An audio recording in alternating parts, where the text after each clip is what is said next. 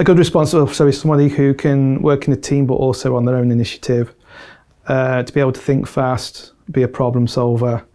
There's a great camaraderie on response where you can help each other out. And I think if you stick to that, then you'll be successful in the role. There aren't many roles out there that 1 minute you could be dealing with something dangerous, or the next minute you're helping somebody that really needs it. I'm not an office-based person. I like to be out and about, and I like to see that I've helped somebody at the end of the day. So it's a very unique position being a police officer that you wouldn't get anywhere else. I'm in a job where I can save people's lives. I got a career in the civil service to work for the Crown Prosecution Service. So I got an insight into the law, and then I moved from the CPS, a brief spell in the Criminal Justice Board, and then I moved to South Wales Police as a civilian investigator, and I was there for nearly 10 years. And during that time I'd built up a wealth of knowledge in relation to interviewing and investigating. I worked on prisoner handling and also worked on the child abuse unit. And then I saw that Nottinghamshire Police were recruiting, and that coincided with the need to care for a family member that was up here. So I moved up to Nottinghamshire.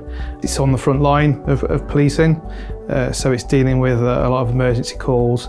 You can come on and deal with something that you didn't expect to. It's every minute of the shift is completely different, and you are thrown into situations where you have to think on your feet.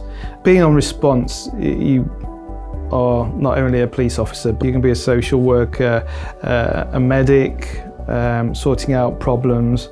And I think there's a lot of ways that on response that you could help people that are in need, particularly those that are vulnerable or those with mental health problems, in signposting them to other service providers and getting them the help that they need. An average day for me would be attending a briefing. There may be inquiries that you need to do or people you need to visit. Then the control room will allocate you jobs to deal with, so visiting people, and then also there are emergency calls that come in that obviously need a fast response to. So it's quite varied throughout the day. I think that one of the biggest challenges in my career development was that coming from a civilian side to the police, I didn't know whether that would be the right choice for me, but I'm glad that I made that step because I've been able to build on what I have, and it's been an added bonus to have the civilian role. I've had the opportunity to become a tutor.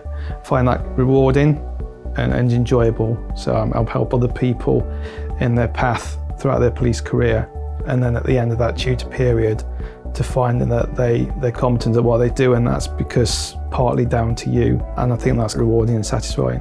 I'd like to get into a training environment so I can pass on my knowledge that's gained.